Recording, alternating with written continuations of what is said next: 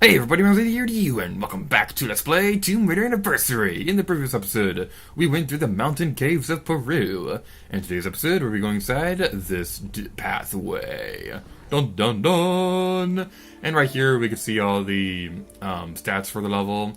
So yeah, we can unlock outfits, relics, art galleries, just things like that. I'm not going to be saving my game, because just in case this recording system fails or anything like that, but yeah. There's going to be another bear over here.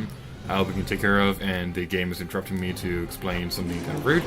Not rude, but I don't need tutorials! Oh my god, game! Okay, that tutorial drives me crazy, because I already know how to do the adrenaline headshot. You don't need to freeze the game every 5 seconds to go step-by-step game. Oh my god, that drives me crazy. Alright then, so, going over here, we can climb this pole and go down here. And then, wait, is that hollow bone? That's actually kind of gross. Okay, people who played Tomb Raider 2013 before these games might be thinking, oh, that's not gross. That's nowhere near as violent as the stuff that you see in Tomb Raider 2013, which, seriously, Tomb Raider 2013 is kind of a violent game. I'm just going to say that right now. But enough about 2013. We're going to be playing through Tomb Raider Anniversary. And this is such a pretty game! And it's another comparison I want to make between this game and the original game. You'll see a clip on screen right now. This is what the City of Vilcabamba looked like in the original game. It's actually kind of funny, and because it's all like a huge blocky hallway. It's pretty funny looking back on that, because as a kid I didn't understand why that qualified as a city. But going over here, we have a first Wii exclusive reward. These are rubbing rewards. Like I said, they're exclusive to the Wii version, and they control similar to what we saw in the previous episode when we were getting that clue on the paper for that one puzzle thingy-majigger-jigginess. So we need to dust off the dust on the wall, and then we can use this thingy to make it appear on paper or something.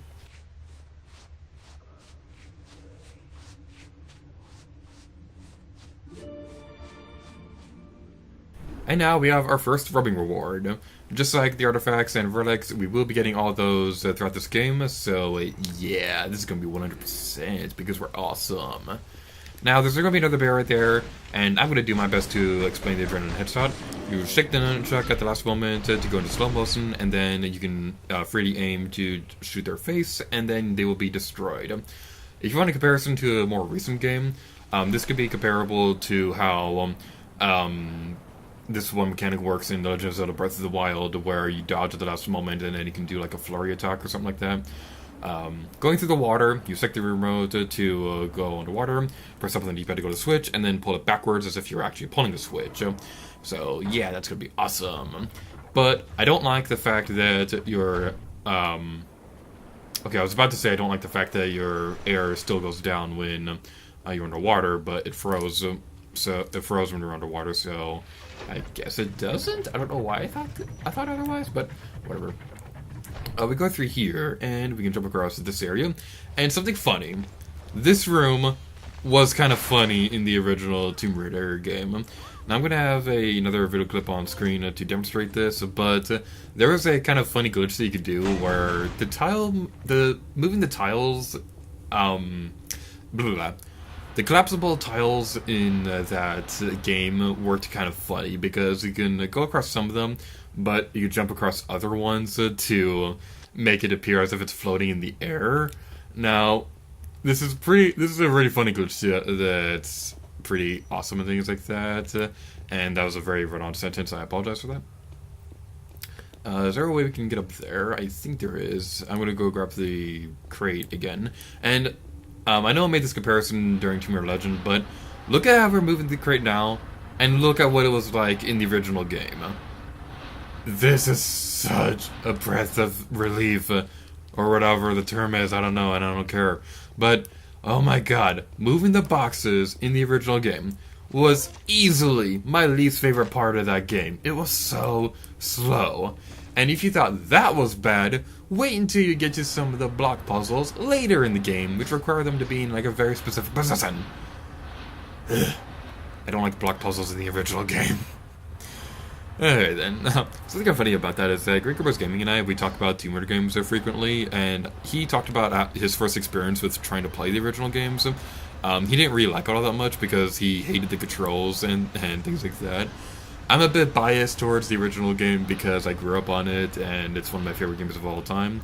And so that's kind of interesting to see somebody like me who grew up on that game compared to somebody who's played the reboot series before they played anything else, and then they go back to the originals. I will say this: I love the original Tomb Raider games and all, but they do not age well. We have some bats over here we can deal with. And then we can go over here, and then jump on the pole. And something kind of funny that I remember was that, I don't know if this showed up in the final video, and I don't recommend you go look it up because the quality of the original Let's Play was really, really terrible. But I remember when I was recording my original Let's Play of this game, my recording setup was a bit different than how it is nowadays. Like nowadays, I have like a dedicated office for recording my Let's Plays, but back then, I recorded out in my living room where my whole family was able to watch me. And I remember one part, I burped in the middle of the recording, and they got so mad at me. It's like, oh my god, you burped in the middle of the video, you're disgusting. And that was actually kind of funny. So we can go through here again. We don't technically need to, but it's the safest way to get back downwards if you want to live. So, yeah, don't swan dive onto the ground because then you will splat onto the ground, and that's not very pleasant. And it's playing Splatoon, but we're not playing Splatoon, we're playing Tomb Raider. So we go over here, and there's a bat right there. Very rude of you. So we go over here, and we can use the key. Do-do-do-do. And my microphone's falling asleep because, reasons. So we go over here and there's more wolves over there. Not all the enemies in the game will have an adrenaline attack. Some of them do. I know for a fact that the wolves do, but I'm not entirely sure if we'll be able to demonstrate that because it actually takes a bit for it to trigger. And by the time it actually does trigger, the wolves are most likely already going to be dead. Now this right here is another thing exclusive to the Wii version, machine cog puzzles. Now these are interesting, but they're very simplistic, at least for now. We pick up a machine cog and we can individually move them around, and then we hold on to the switch and move it downward to activate it. So this is something that I really like, and I remember during my original Let's Play, this was back before the Wii U came out, I believe, and I was talking about how excited I was about the potential of a Tomb Raider game for the Wii U. That never happened. And not only that, but I talked about how awesome it would be if they had the archaeological toolset from this game appear in there. Because I was so excited about the idea of, oh my god, we can use the touchscreen to make it all interactive and stuff like that. It'll be the most amazing thing ever. They never did that. And it made me disappointed. Hopefully they will have a Tomb Raider game for the Nintendo Switch, but I kind of doubt it. I remember on my first playthrough of this game, I've played the multiple versions of Tomb Raider Anniversary, which we'll be getting into in a moment, but I remember on the PC version, this jump right here, for whatever reason, Laura would just not grab onto the ledge, and I had to mess around with the settings and things like that. That was years ago, and I don't remember exactly what I did to change those settings. But the best advice I can offer you is to look up Stella's Tomb Raider website, because she's really good about going over what you can do if your game is being all bugged out and making it impossible for you to progress and things like that. So you can go look that up on your own time, although I wish I could offer better advice. I just don't remember off the top of my head what my settings were when I had to go and change that. But going back to what I was saying a moment ago about the different versions of this game, I've played, I think, 3 versions of Tomb Raider Anniversary throughout my life. The first version I got was the PC version. That was kind of a nightmare because I had a kind of a terrible computer and the game ran very slowly and just wasn't all that great of an experience. And before I got the Wii, I had an Xbox 360, and one of the games I had on those was Tomb Raider Anniversary. And I remember liking it, but I also remember hearing what they could do on the Wii version of the game, and I was kind of hoping to be able to get that version instead. And Eventually, we sold the Xbox 360 and got the Wii, and then I eventually got this game down the line. And of course, I got an Xbox 360 again so that I could record Tomb Raider Legend and a couple other Let's Play projects you guys don't know about because I'm secretive. So we can go over here, and you can stick the nunchuck to go quickly across this.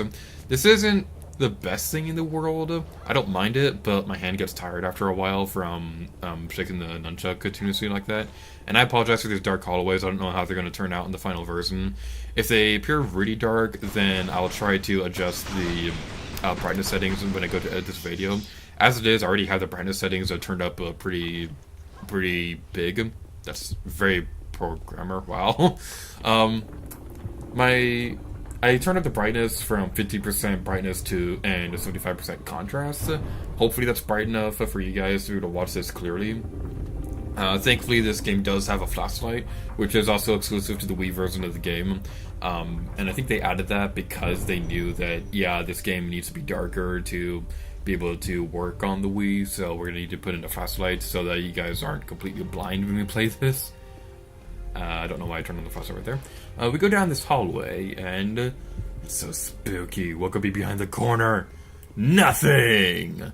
You're gonna see that a lot throughout this game where there are like these big hallways that kind of take a while to go through. I understand why they do that, because they need those kind of hallways to give the game more time to render the next room. Hooray for technical stuff, and I completely forgot about that wolf, and I thought that dark thing in the background was Laura's shadow for a moment, so I got a little bit freaked out. Alrighty then. There's another treasure. That's not a treasure chest, that's a box. It's just a regular box. Ugh. How dare it not be amazing. We can use this box to go over there and activate that ledge. Not activate the ledge. Can I please talk? I can't talk right now. Like, what is wrong with me? Yeah, blah, blah, blah, blah. Speaking words is difficult. Blah, blah, blah. Alrighty then. One thing that kind of bothers me about this game, to be completely honest, are the controls for the metapacks. The plus and minus buttons control the metapacks. The minus button gives you a small metapack. The plus button gives you the big metapack. Pretty much every other Wii game out there, the plus button is the pause button, so frequently I'll accidentally use a large metapack and when I don't want to, and it's not the most pleasant thing in the world. We can go down here, and we can climb up there on this ledge of ledginess. And we can come across this pole. Now, a change between this game and Legend that I am greatly appreciative of is the fact that you can jump immediately when you go onto those swinging poles. So you don't have to loop around one time before you can actually jump.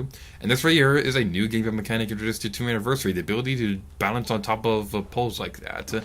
It's pretty interesting. We will see it a lot throughout this game, and it's expanded upon in Tomb Raider Underworld, and it's completely forgotten about in Tomb Raider 2013, which makes me depressed. But with all that being said, we're going to this video off here. So, thank you all so much for watching this video of Tomb Raider Anniversary. In the next episode, we're going to be going beyond this area to see what lies beyond in that room over there. So, thank you guys so much for watching this video of Tomb Raider Anniversary. And until next time, let's gear to you. Oh yeah.